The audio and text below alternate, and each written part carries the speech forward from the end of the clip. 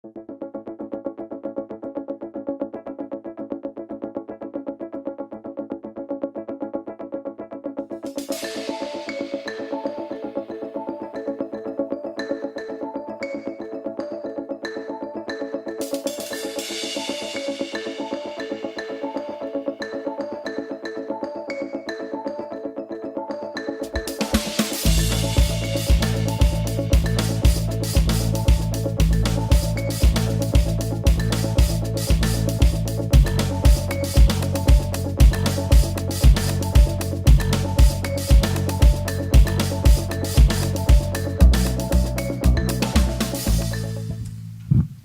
Well, thank you very much and good morning.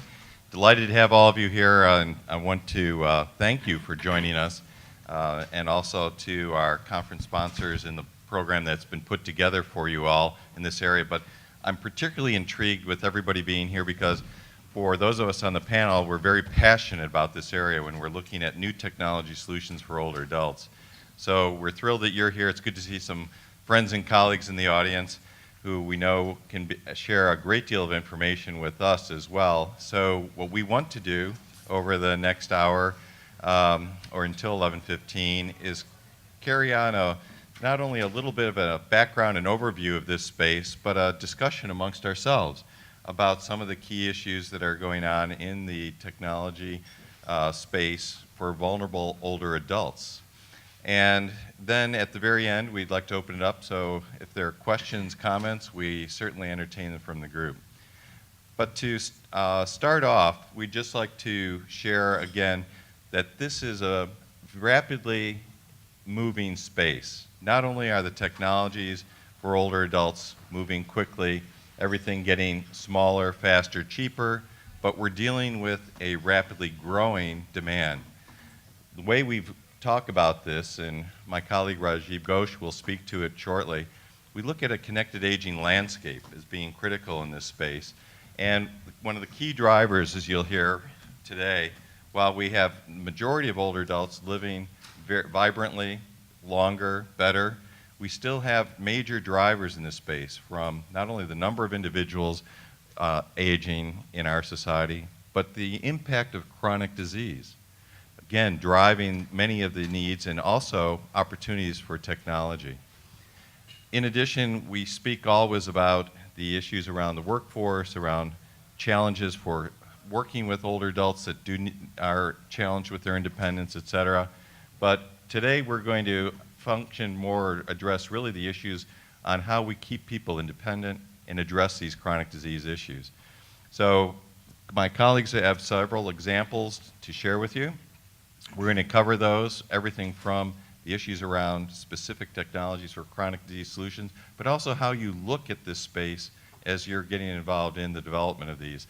And as you can see from our slide, how you engage individuals, not only in the use of these technologies, but in the development of them. So last 2 points that I'd like to make. This is an area that we see changing remarkably, and I think that part of the discussion we'd like to have today is it's not only being driven by technology itself, but how we use data. Data are going to be really moving forward in this space and giving us greater opportunity to not only create better outcomes, better care for individuals, but to engage older adults in their own health care and be proactive, whether it's wellness or, again, dealing with chronic disease situations. So today, we're going to speak about a few different issues.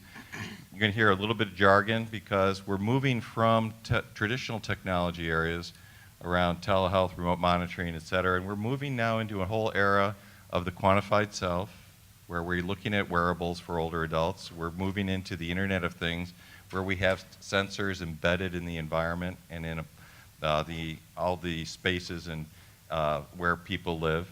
We're also looking at how we link now electronic health records and other data and with mobile and apps.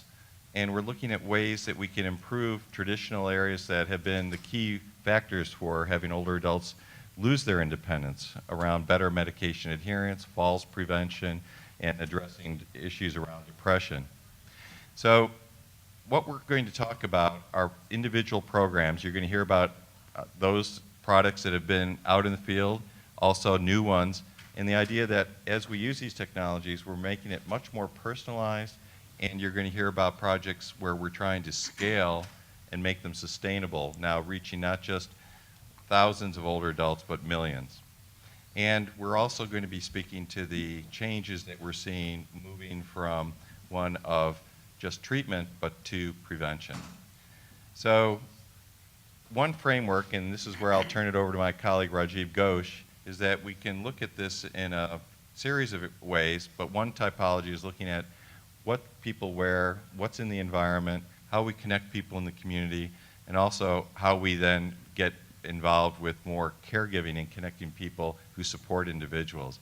We have some resources that you'll be available to take a look at later, but with that, I'd like to now introduce each of our panelists very briefly, and we're going to let them each give a 5-minute overview from their perspective, and then we'll have a series of questions. So our first speaker will be Rajib Ghosh, who is a great colleague who's been working in this technology space for a number of years. He's not only been involved in engineering, product management in this space, but he's an entrepreneur in this area, and he's worked for a number of Fortune 100 companies. He currently heads up the Business Transformation Department and Technology at Community Health Center Network in the East Bay, which is a wonderful program that serves over 120,000 safety net members, a third of whom are Medi-Cal managed care population over in Alameda County. And he has been lead author on a number of products, including the one that I'm most proud of, New Era of Connected Aging, that you will have access to shortly.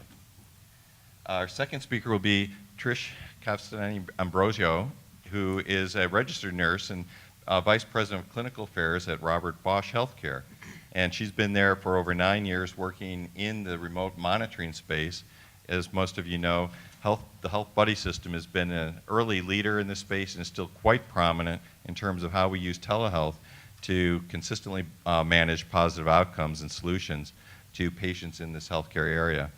So Trish is going to speak to this and again how these products have been used for very large programs to support the underserved in older adults as well as those individuals with serious mental illness. Next will be Alex Go, our colleague who is currently now a vice president at Freed Associates, a wonderful healthcare consulting firm that based out of the East Bay, but works all over in terms of looking at supporting health plans and providers.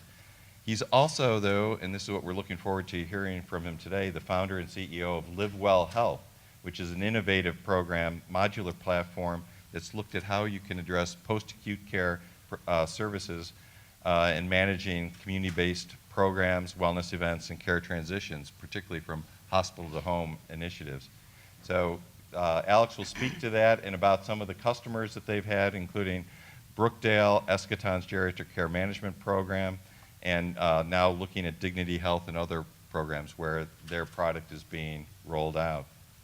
And finally, but not least, will be our colleague Susan Poore, who is a consultant in this very dynamic area, and she has worked on a wide range of aging and community issues and is particularly been involved in the development of the village model, which many of you may have heard of, and for over 10 years has been co-president of the National Village to Village Network Board of Directors.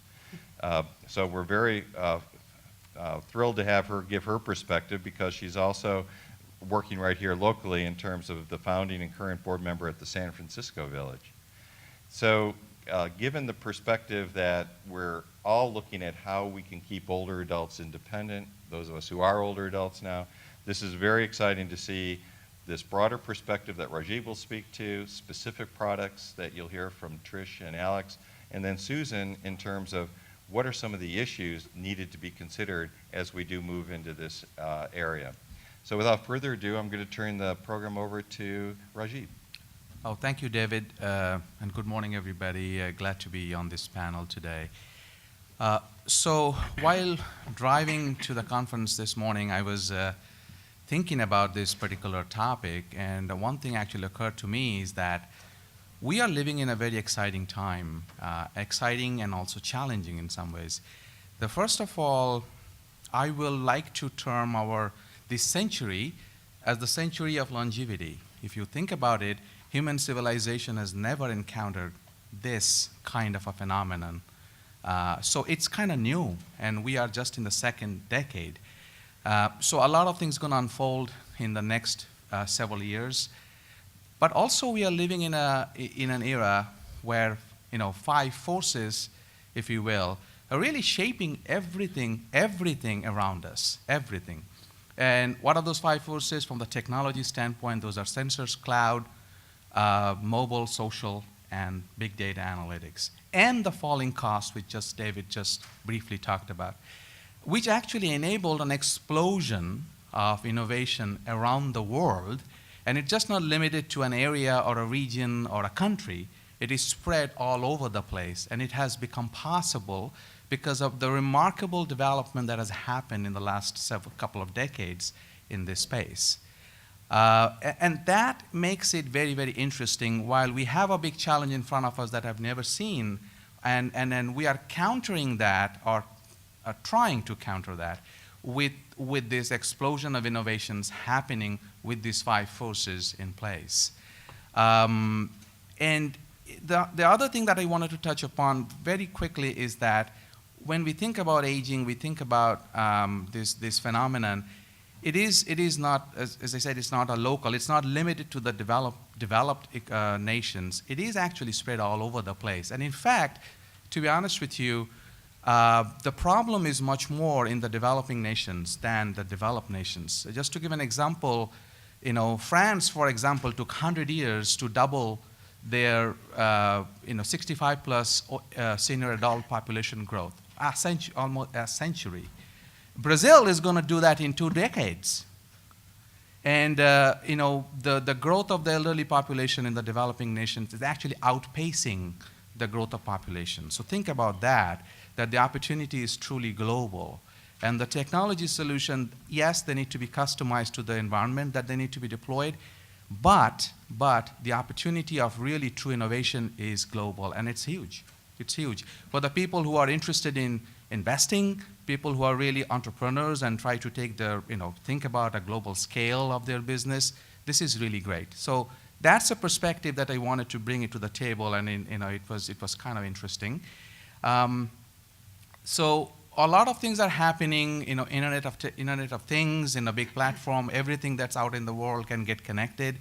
And over the next few years, we'll see a lot of that happening, and really use cases actually emerging. We kind of developed the technology right now. We are finding out use cases that will fit into the lives of the older adults and how we take care of them.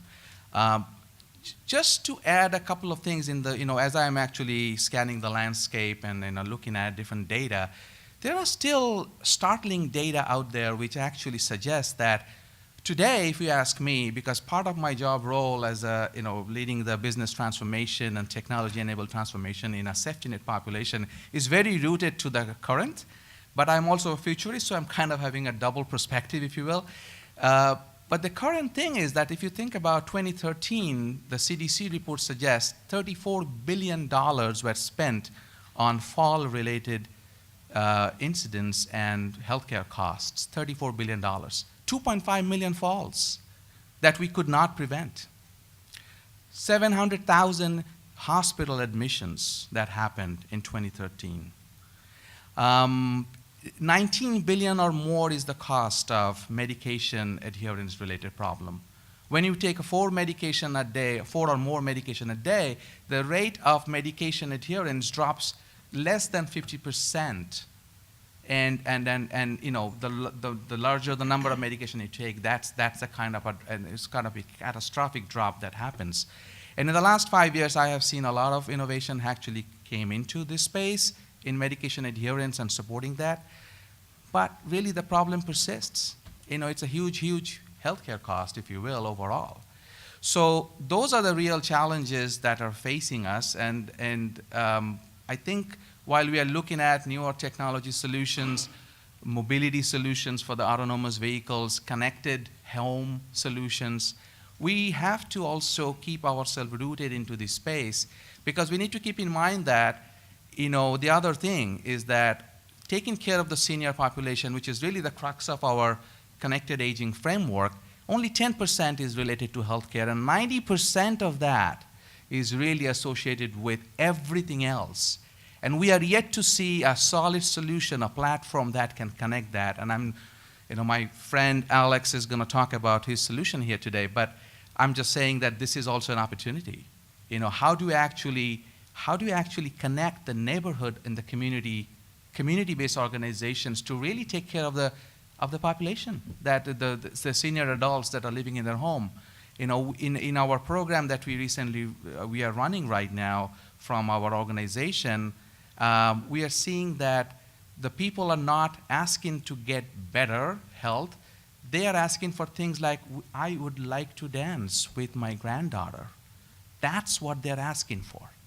So think about that. Once you are designing a solution, designing that, you really need to understand the holistic perspective of what really is going on in the minds of the older adults. It's not just about the fancy wearable or anything like that. It's about connectedness. It's about how I can get back the life that I almost lost. So that's my perspective. Wonderful, Rajib. Perfect way to get us started. Now I'd like to turn to Trish, who talk about a very specific technology solution. Hi, and thank you for including me in this panel today as well. So I actually had a unique perspective coming in because I'm a nurse by trade. I started off in the case management, disease management space, and I was here in the Bay Area trying to manage 200 patients with end-stage renal disease. And my territory spanned about 4 hours of non-rush hour driving time in every direction from here. And how was I going to possibly manage all of these patients in a manner that was going to provide a difference? It really was difficult at best, and it was near to impossible to be able to touch more than 10% of those patients at any one given moment. We were required to address the highest risk patients at least once a month, and I really found myself trying to figure out, what was my purpose here. And I came across remote patient monitoring technology and what was Health Hero Network at the time, and the Health Buddy system. It eventually got bought out by Bosch Healthcare because Bosch knew that the Health Buddy system was a way to be able to provide an impact in monitoring patients with chronic conditions. The average age of that population that they were managing was about 74, 75. And you could see that even back then, that technology was really making a difference in patients' lives. It wasn't about sending off a vital sign and that patient wondering what was going on with my blood pressure, but it was the content that was driving immediate patient feedback, so that patients started to know with regard to what was going on with them. They could start to see, okay, your blood pressure is higher than normal. This is what might be going on. So it would help provide and drive health management behavior changes. It helped them to understand what the connection was between their high blood pressure and what they might be doing with regard to medication compliance or their diet before they would even get a call from their healthcare provider. And it was this type of technology that really told me that this was something that really would have benefited me as a care manager at that time. It wasn't just the patients starting to learn, but the clinicians were getting actionable data. The clinicians were able to get all of this content and say, okay, I can really hone my care on a specific aspect of care for this patient, and to say that, well, I'm not going to spend 20 minutes asking you questions about why your blood pressure might be out of range, but I'm going to help tell you already that this is what you need to do, because I can see from this technology this is what's going on. I can see the trends going on over time. I can see how you're doing today, and I can help provide some configurable content and a new program to be able to help make your health better. And Rajib was talking about trying to keep patients at home and trying to just have that life that they always wanted to have and not spend the rest of their life in a nursing home or in a hospital. And the type of outcomes that we've seen over time has been unparalleled. It's been consistent. We were one of the more successful projects in the CMS demonstration project over 2 years, where even though we only had a 37% engagement rate of those Medicare patients, we were able to drive healthcare costs on an average of 11% for those patients. So it was a significant cost savings in the Medicare space. The Health Buddy technology probably won't be the sexiest technology you're going to see out there. You know, some of you have probably seen the hardware that looks like a big pager with 4 buttons, and it was designed for this elderly population, and it was also designed to have patients really understand within 1 year how their health was connected to their biometrics and how they were doing, so eventually they could graduate from this program. But we found that patients really never wanted to get rid of this. They would tell us, you know, you're going to have to pry this from my cold, dead body eventually. And it was really gratifying to see how much they felt connected to their healthcare providers and then even their caregivers as well. We were able to connect the caregivers to this technology and not just manage the patients, but also the caregiver health, because caregivers also endure stress and depression, and they need to be monitored too sometimes. Sometimes we need to find out whether they need respite in order to be able to care for their aging loved one. So, you know, to me, this technology is something I'm very passionate about. I know you'll hear a lot more about newer technologies, but it really has been the Health Buddy system for me that's provided the foundation for what's coming out in the space today. Wonderful. Thank you very much, Trish. And now Alex to talk about another variation on technology solution. Thank you, David. So thanks for having us today, this morning. So my story started back when my mom got a stroke back in about 2009. I was a director at Intel in the healthcare group.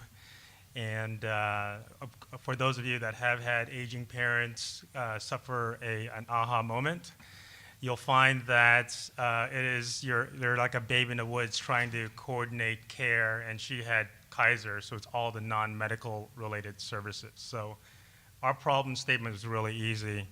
Why isn't it as easy as, say, booking a restaurant on Open Table, right? To be able to get vetted set of providers to help care for an aging parent. And so myself and several others left Intel and queried the market, tried to understand the technology landscape. Why aren't technology being adopted by seniors when, quote unquote, it's so easy, right?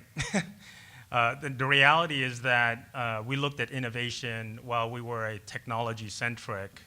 We thought that there were 2 areas of innovation that we were pursuing. One is a services innovation business and a model, and then number 2 is innovating on the business model side of post-acute care. So when we spent, after about a year querying the market, reading the tea leaves back in 2011 at the time, understanding where healthcare reform was headed. At the time, it was very early and meaningful use. We said ultimately the best and most cost-effective way is in the home.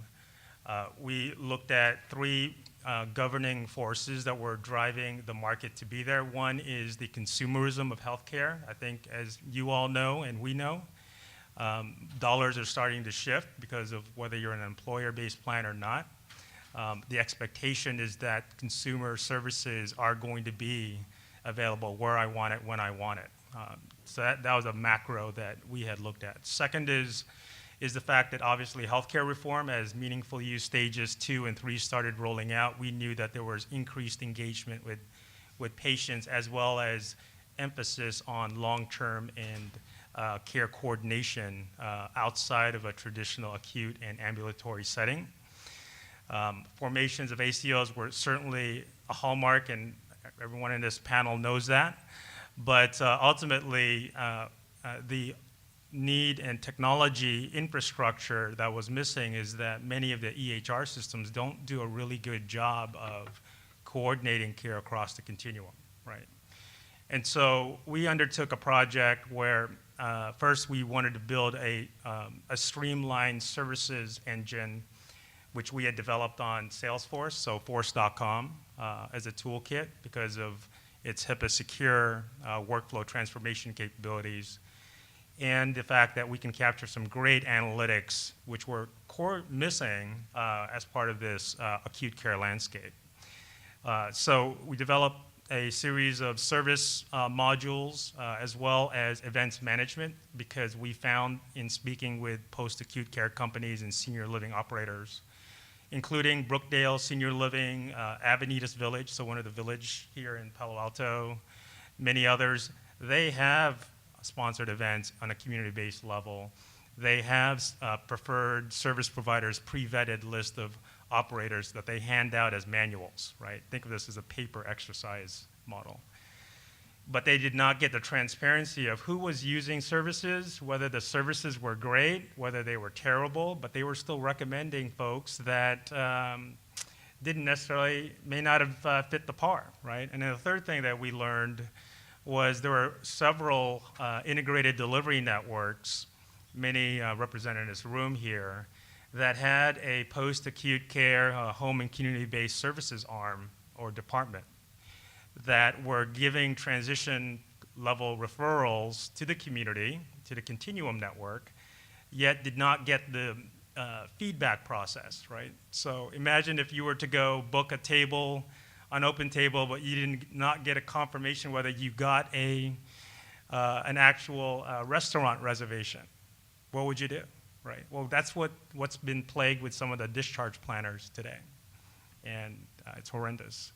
So we basically built a care transitions program. So an excellent case study was we partnered with Eschaton Senior Living geriatric care team. They deployed an integrated delivery team model where they included geriatric care managers that provided in-home assessments, a series of 10 different assessments, whether they be Morse Fall Index to in-home safety to driver's testing, as well as cognitive and also ability to live independently. And then on top of that, the unfortunate thing was that it took about 3 hours to do a full panel at home. And then number two, the data was, as to no surprise, it was paper-based, right? So it was really difficult to track and link engagement. So, and in some, after the assessment, the patient would get a report in about 1 to 2 weeks to say, here's your updated plan of care, right? It's very similar to what we probably practice today. So when we embarked on a workflow transformation model, we looked at how do we turn that into a digitized form. So we licensed all of those clinical assessments to a structured data set. Number two, because that organization had services that they currently offered both in a community base as well as within their retirement assisted living communities, we had the ability to offer interventions. So somebody that has a hip fracture, recovering from a hip fracture, we can then link an intervention like strength training class or fall prevention class and link that as part of their care plan and track whether they actually attended the class. And then last but certainly not least is the linkage of a service provider registry, which for us, we created a registry that can be basically from a structured data set. It could be either non-medical or medical-based providers, right? In this case, it was non-medical, home care, handyman services, wellness nutritionists, social workers, et cetera, as part of their vetted list of registered network affiliates. And then we can then associate that relative to the patient's profile of what zip code, what type of needs do they have based on their in-home assessment. And they can then do a query whether or not within 60 or 90 days they've engaged meaningfully, meaningful use, engaged properly, as well as do a retrospective population health view around, okay, which cluster did well and why did they do it, right? And so that's kind of what's ongoing right now. It is a clinical pilot of about 150 patients that is in combination between Dignity, who's offered a bundled payment program to a post-acute care set of services that I just described, which I thought was really innovative. The objective was, for now, we would not focus on, I guess I'll say patient portals or member portals, because we wanted to get a common infrastructure first to make sure that the clinical teams were working together, right? To us, what we've learned both at Livwell and also in our history with Freed Consulting is that without a common infrastructure and workflow and process, it's not going to be a very successful technology program. So I just want to reiterate that. And I think many of my panelists here can probably underscore that as well, and based on the successes of telehealth programs and also the failures of telehealth programs that we've seen. Thank you. Thank you very much again, Alex. And now from more of the consumer perspective, we'll hear from Susan. Great, thank you. So I got into this after working in a lot of different community-based settings, which I tend to be drawn to. There's lots of new things that can be done there, and that's my passion, is finding new ways to do things. And I've been really thrilled to hear about the concepts that we're talking about, which are the connection pieces of it and the holistic pieces of it. I've had the chance over the years to work with in hospice care, in Medicaid managed care and women's health care, sort of areas that are working, but there may not be the strongest policies and there may not be the most effective programs. But they all addressed issues that were affecting people on a day-to-day basis and issues that they were trying to struggle with in a very, very siloed environment. And so I think that is really one of the hallmarks of the aging field at this point, that as much, and I think technology is actually helping bring some of that down, but the actual funding sources are still very siloed in this. So as I look at this, I have gotten very involved in the village movement, and very quickly, villages are nonprofit organizations that older adults start for themselves. So they come together with the purpose of staying in their own homes in their communities as long as they can. And these are people, some of whom probably could move into a residential site if they wanted to do that, others who could not afford to do that, and others who have no desire to do that. And when you look at the demographics around that, the probably 10 to 15% of people do live in some kind of a residential site, but the other 85 to 90% don't. So they are in all of our communities, and they're a terrifically mixed group of people because it's suburban, urban, rural. It is different ethnic groups, age groups, income, and even within the aging population, there are multiple groups there.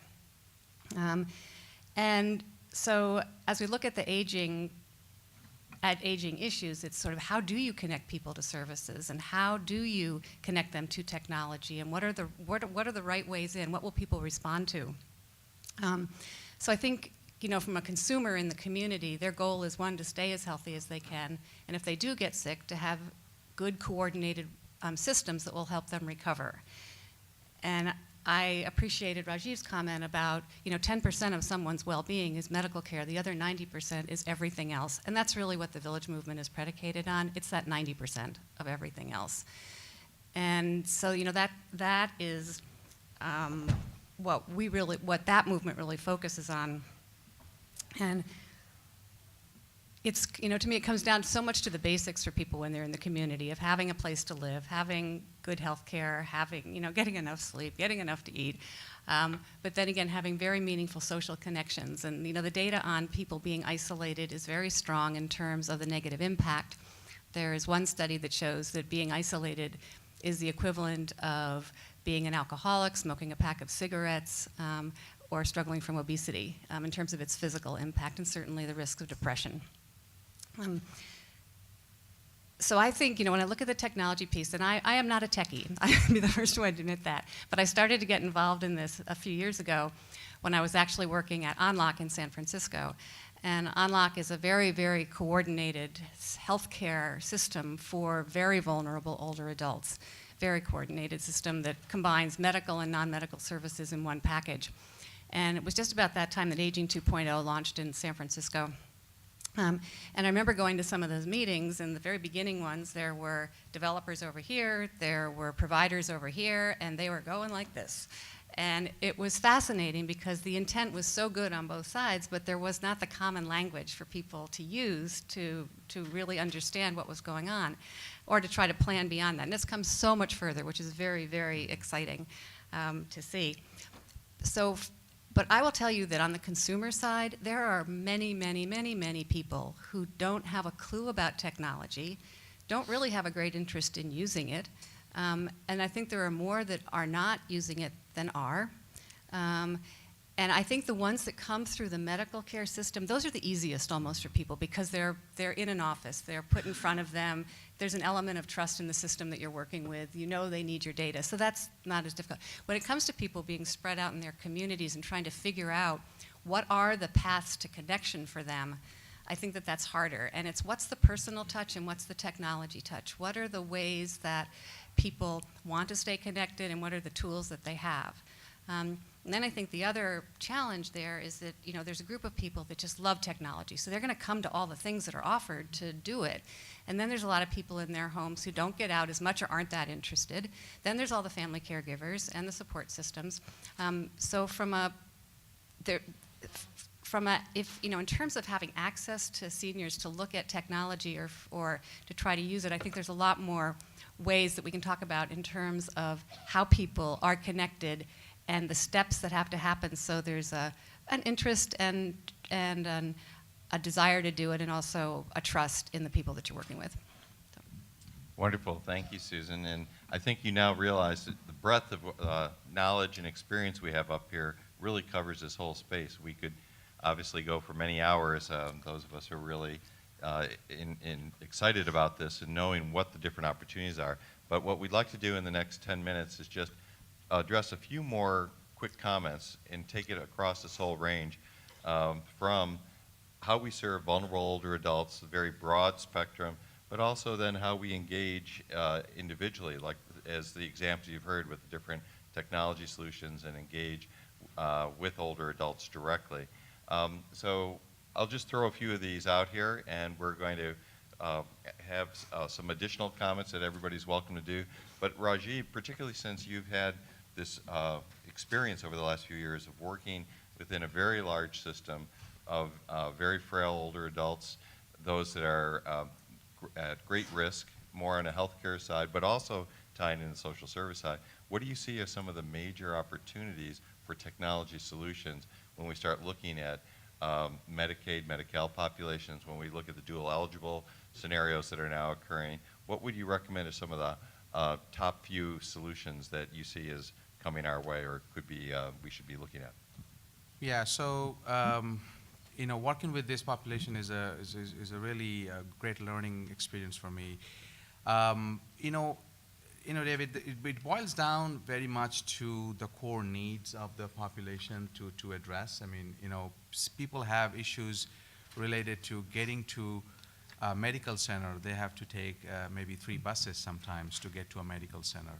They don't have, I mean, because they couldn't afford a cab ride, they cannot get to their follow-up and then end up in a hospital.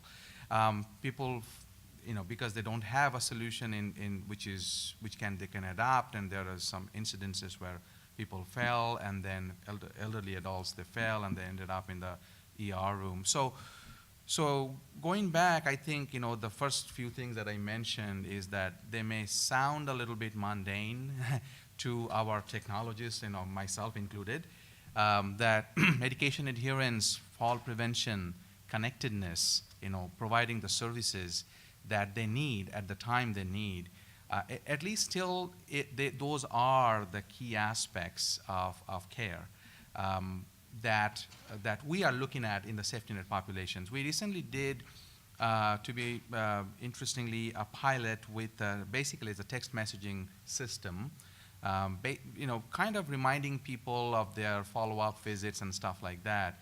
You know, something as simple as that, you might think that, well, it's a text messaging, right? So everybody should have it and everybody should respond to it because we have gotten so much used to that technology by now. You know, there's only 25% response rate. to that. I mean, when you ask a couple of questions, we wanted to deliver some care via text messaging. There was only 25% response rate in the population that we're looking at, mostly because people changed their phone numbers and people did not understand the text messages. We have a homeless population that we take care of, and they change their phones all the time. And so it was a learning experience that, sometimes something as simple as the text messaging, which we take it for granted, is really not always the solution. So I would recommend that, there are multiple channels that we need to reach out to.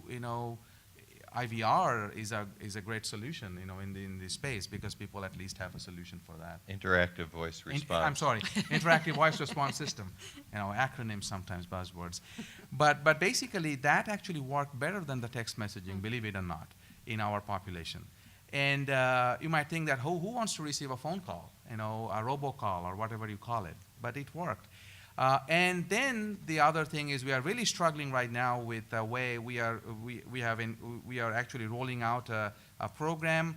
We wanted to scale with connecting people with the services and all of that. And we wanted to do it as a sort of a care transition, as Alex was talking about. At the hospitals, when the people get discharged and going into their homes, and now they need a lot of different services, how can I actually coordinate that? It's not just how do you first of all know that they need something, and then how do you coordinate that? We are really struggling to have as a scalable platform which actually can do that. Electronic health record system, patient portals, all the stuff that ONC and the federal government is throwing money at, they really do not support that. And at this time, we believe that we are in an era to support our older population. We are in a post-EHR era, and we really need to embrace it. The post-EHR era is very, very different from what we, for the last 5 years we have been focused on. And we need to understand that. And we are in the process of doing that. I think there is an opportunity there. It's a huge opportunity, actually, there. That how can you make it a more scalable? How can you actually connectedness is the key issue. And we need to accomplish that. And I'm looking forward to solutions that can actually get that thing done. Thank you, Rajib, and you packed an awful lot into that. And even just taking a look at a few from perspective where we are at the universities, looking at different new solutions and how quickly the technology interface, whether it's mobile, sensors, telehealth solutions, but even in the big data space, as you said, just how much we have to be fluid and flexible, particularly since the technology itself is changing so quickly in this area. Slightly different tact.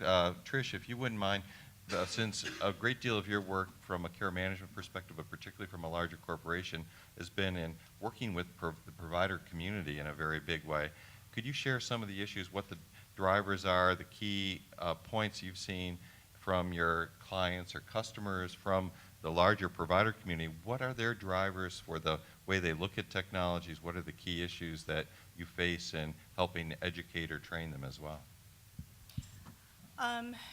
Actionable data has been really a key driver to getting providers to engage in a technology solution. I've worked with technologies before where you'd have beautiful technology, but the data that was coming across to the provider was really it was just a mishmash. It wasn't something that they could really easily act upon. And when you're looking at increased censuses that you have to deal with, efficiency is really key in being able to provide an impact to your patients. And so even though we have technology today that has, whether it's traditional, the hardware piece, or you're looking at the interactive voice response, what is coming back to the provider and what can you do with that data in order to be able to provide an impact to your patient?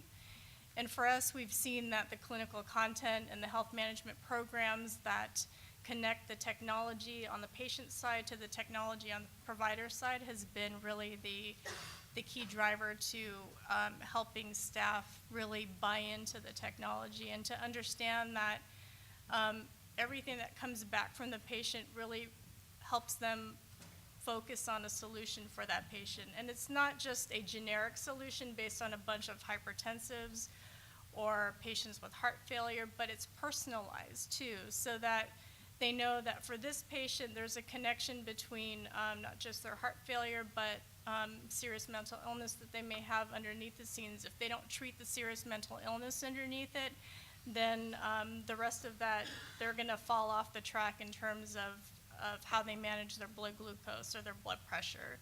So we've really tried to provide that type of content that's going to not just help the patient, but the providers too. Thank you so much. And let's take a look at it just from the other perspective. Alex, again, has been in the forefront of innovation, startups, and looking at that.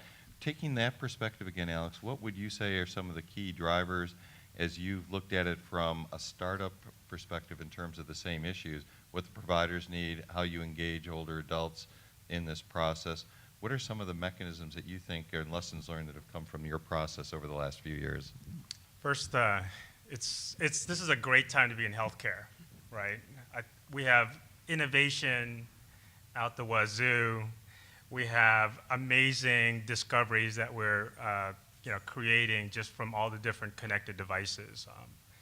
What we found has been our secret to success has been on the process and workflow optimization as from a discovery work, and then being able to go bend the technology tools to enhance or enable a better work model. And that holds true for Livwell or if we have a freed client that we are assisting.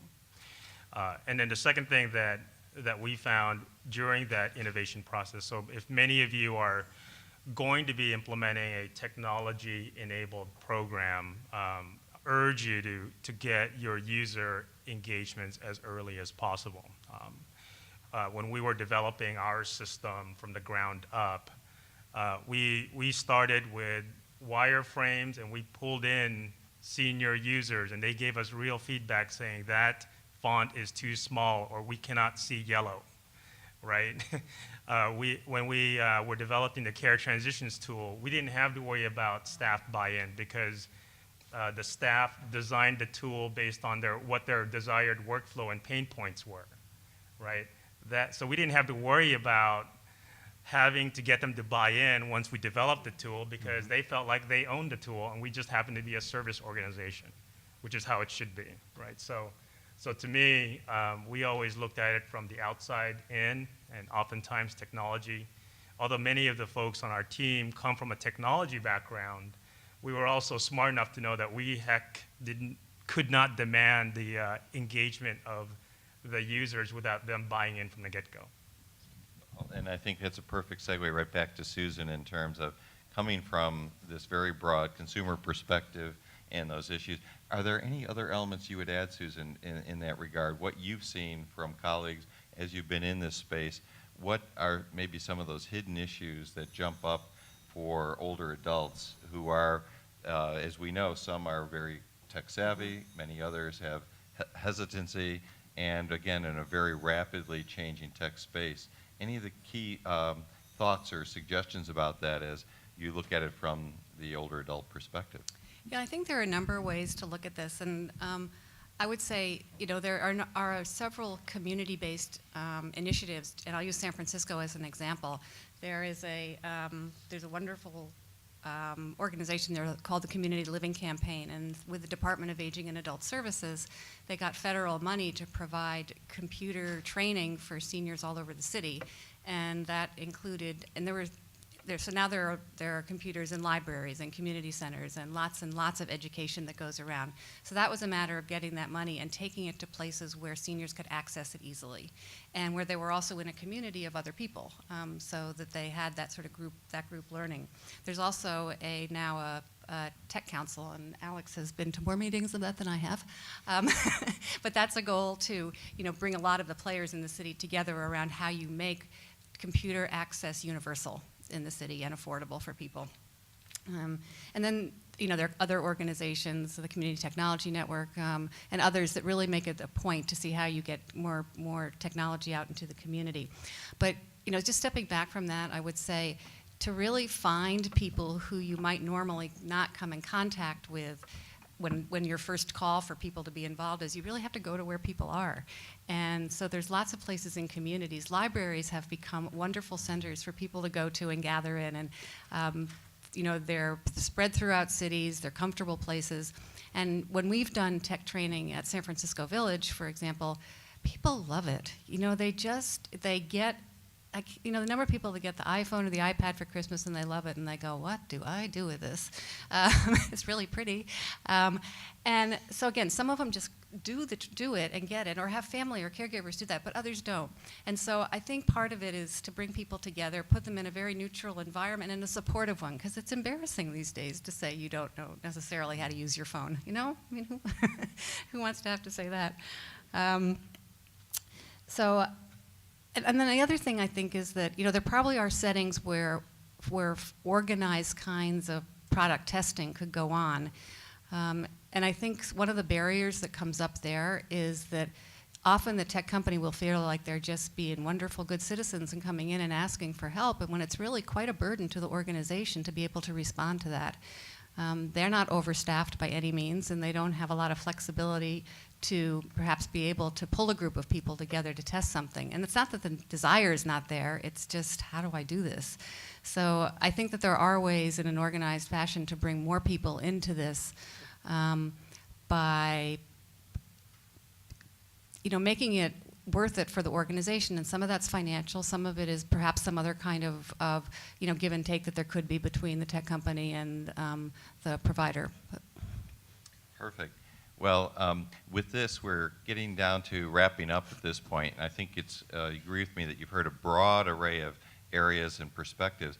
We'd like to open it up to you now. We just have a time for maybe 2 or 3 questions, but before we do that, I'd like to just suggest that I'd like to come back to our panel and ask each of them as we close just to suggest have one recommendation, either where they see a new breakthrough technology or one of the most, something that's really emerging, or what we may need even with the current technology, what your greatest desire would be if we had our crystal ball or we could control policies and programs as to what major change we could see in technology solutions. So we'll come back to let each of our colleagues have a final comment, but please, if you use a mic behind us, I think. Do we have a mic? Go ahead, and I can repeat it if you can't hear it. This is Alex. The question is for Alex. So I understand why you use Salesforce, but at one side you have the aging population, and the other side you have the doctor who's going through different EMRs and screens and stuff like that, blueprints, whatever you call them, and you have data coming in, and you're acting the mediatory in between. What has been your experience in involving the doctors, saying how they want the data to be coming to them? Yep. And also communicating back to the patients because they are separate on time. So what has been the engagement Sure. with doctors? That's one. Second is, what were the things that you had problems integrating Salesforce with the different EMRs, or did you go with the newer EMRs? Yeah, thank you for the question. So the question was, what's our engagement and interaction with doctors and the connection between doctors and patients? And the second question is integration with EHR systems, right? So we were explicit up front when we established the pilot program that it needed to be a phased deployment, because we wanted to be very focused in what we were attempting to learn, which is the value of community-based wraparound services to reduce readmission rate. We had early discussions early on with the EHR company that they were using, and they confirmed that, yep, we were ready, willing, and able to do the integration work on both sides once the pilot showed material improvement in health outcomes, right? So that was a key one for us, is that, first of all, and this is a, kind of answer David's wrap-up question, is understand what you're trying to go test, right? And our success metric was we wanted to show the value of community-based services, and at the time, we knew that we could do integration work because folks in our development team had integration background between Epic and Salesforce, right? Because they've done it at UCSF. So that's number one. Second one was we basically said we had a stage strategy. We said, let's get the pilot program off the ground, let's provide meaningful outcomes, and then we knew exactly which data to feed back into the EHR systems. The physicians themselves, their pain point was, I want to give you a patient, I just want to know that they're taken care of, And I want to know when I want to know what information, how are you guys taking care of them? What process, have they gone to their smoking cessation classes, et cetera, et cetera. So we were required to provide data and analytics from a reporting, make available, but they didn't necessarily want it every day, just so you know. Physicians are busy, right? They want it on their time and when they needed it. So, and then the last thing I'll say is that they underscore the role of nurses and nurse practitioners, because really we spent a lot more time with them than the physician. As we all know that there's that underscored opportunity to leverage nursing and the nursing workforce profession, and that is really going to be the secret sauce for any organization to leverage that workforce. So. Perfect. Well, we have time for maybe one more short question, very brief. Well, why don't we take advantage of nobody raising their hand quickly to do a quick wrap up so that we don't keep you from our next session. And what I'd like to do again is ask my colleagues just to give a final point in terms of new emerging tech issue, key issue, or wish that they could see. So Rajib. Okay, so if I have a crystal ball, I think my favorite technology is going to be the self-driving vehicles, because if you think about the transportation problem is huge in the elderly and the vulnerable population, and the cost associated with it. And you know, recently I was reading an article where, again, you know, we take it with lots of grains of salt, but the CEO of Uber is saying that if the self-driving vehicles becomes reality, and all states and all cities actually permit that, he can reduce the cost of transportation in New York. First of all, he can replace all the cabs in the New York City with a fraction of the fleet, and then reduce the cost per mile dramatically. And then think about what it can do, because right now we struggle to get a reimbursement from our health plans for a cab ride to the health center. This is a huge opportunity, I think, that if we can have that in the next 5 to 10 years probably, but that's what I look forward to. Couldn't agree with you more in terms of engagement and allowing it'd be a game changer. Trish. So for me, I think it would be trying to marry the claims data that you get today. So you've got a lot of that today you can analyze, but what you don't marry with it is what you get from a technology perspective. So the remote patient monitoring technology, you get daily data, you get dumps in every day. And to be able to marry those two to provide even more highly personalized health care to your patients. So, you know, from a nursing perspective, thanks Alex for the nursing plug there, but it's true, you don't have that today, and so to be able to provide a marriage between the two in order to really get to each patient on an individual level and to make a bigger difference, I think would be my hope for the future. Again, I couldn't agree with you more. How we get actionable data, how we manage all of this river of data coming our way and making sure that it can be used both by individuals and providers. Alex. I would say I was thinking about your comments and that. I actually, my wish list is less around the technology front. I think there's plenty of technology out there, and it'll continue to innovate. I wish that CMS would increase the number of CPT codes for care coordination and increase the allowance, honestly, because with the money, the technology and the services will come. I mean, it's really simple, right? With money, people will come. So if they expand the offerings, it'll help drive even better innovation and better quality level of solutions out there. That's just by nature. That's just the way Silicon Valley works. So. Wonderful point. And I mean, we just have telehealth reimbursement now really coming through. These are game changers in their own right. Yeah. Susan. Thank you. You gave me my idea of what to say. So federal policy-wise, what I'd like to see is a change in the recognition, an improvement in the recognition of the importance of non-medical services and supports for people. The money flows through the medical system. there are pilot projects and there were a couple of demonstrations that allowed money to be used for people who were staying in their own homes and communities, and that's a good start. But think again about the numbers of people that are going to be in their own homes. I mean, that's where care is going to be delivered, and that's where people are going to need to be supported, and it is not reimbursed. It is reimbursed for people who are very low income because it's covered through a lot of the Older Americans Act programs. You can say, and I don't think it's a good statement, but you can say that people who are wealthier may be able to buy what they need, which is probably true, but that doesn't mean that they don't get isolated. There is the 65 to 70% of people who are middle income, and there is no federal policy directed toward their long-term care and the services they're going to need. So that's what I want. Well, that's a perfect way to wrap up, I think, a very ambitious and aspirational goal for us all. And with that, I'd like to ask you to join me to thank this wonderful group of experts for sharing with you. We are available afterwards, but we know we have another panel coming during this wonderful day, and thank you all for inviting us to be here. So again, if you'll join me in congratulating this panel.